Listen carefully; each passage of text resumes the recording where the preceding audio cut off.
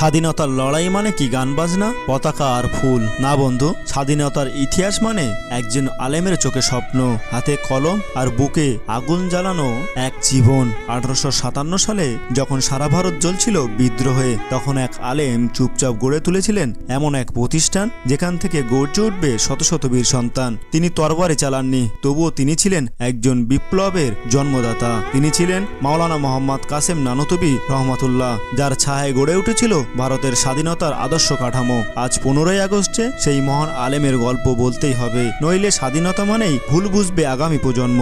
যদি তুমি ইতিহাসকে বুঝতে চাও তবে দেখতে হবে একটি শিশুর চোখে। 1833 সালে উত্তরপ্রদেশের নানুতা নামক গ্রামে জন্ম নেন মোহাম্মদ কাসেম। ছোটবেলা থেকেই তিনি ছিলেন শান্তশিষ্ট, ইমানদার এবং অধ্যবসায়ী। তার বাবার স্বপ্ন ছিল ছেলে হোক আলেম, কিন্তু তার জীবনের ভিতরে ছিল এক অন্য আগুন, দেশপ্রেমের আগুন। তিনি পড়তে গেলেন দিল্লিতে বিখ্যাত শাহেক শাহ আব্দুল গনির কাছে। কেবল ধর্মীয় জ্ঞানই নয়, তিনি পড়তেন ইতিহাস, রাজনীতি, সমাজ। এই সময় তার চিন্তায় আসতে লাগলো, আমরা মুসলমান, কিন্তু আমরা ভারতবাসী। এই দেশ যদি স্বাধীন না হয় তাহলে ইসলামও নিরাপদ নয়। 1857 সালে সারা ভারত জ্বলছিল, হিন্দু মুসলিম একসাথে লড়ছিল ব্রিটিশদের বিরুদ্ধে। কাসেম নানুতুবি তখন শুধু আলেম ছিলেন না, তিনি হয়ে উঠলেন বিদ্রোহের একজন নীরব পরিকল্পক। তিনি যুবকদের বলতেন, এই যুদ্ধ শুধু ধর্মের জন্য নয়, এই যুদ্ধ আমাদের মাটির জন্য। তিনি জনগণের মধ্যে ছড়িয়ে দিলেন ইসলামের সেই শিক্ষা, জালিমের বিরুদ্ধে দাঁড়ানো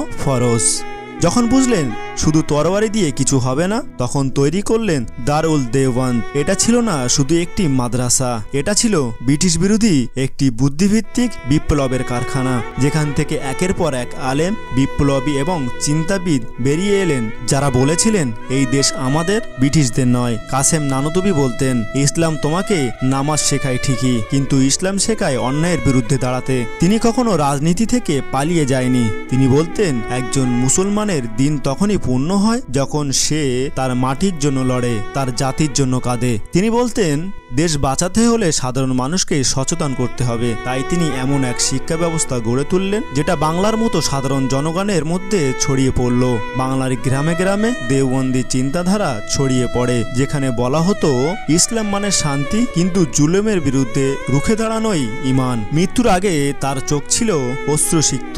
তিনি চুপচাপ বলেছিলেন, আজ আমি মরছি, কিন্তু এই আগুন একদিন সারা ভারতবর্ষকে জাগিয়ে তুলবে, আর একদিন এই দেশ স্বাধীন হবেই ইনশাআল্লাহ।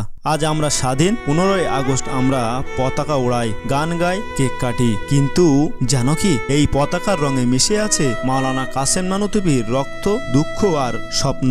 তার মতো মানুষের আত্মত্যাগ না হলে এই স্বাধীনতা, এই মাটির গন্ধ আমাদের ভাগ্যে জুটত না। একজন আলেম যখন দেশকে ভালোবাসে তখন সে শুধু দোয়া করে না, সে নিজের জীবন দিয়ে দেশকে রক্ষা করে। এটা ছিল মাওলানা কাসেম নানুতুবির শিক্ষা। তার পথেই হোক আমাদের চলা ইনশাআল্লাহ।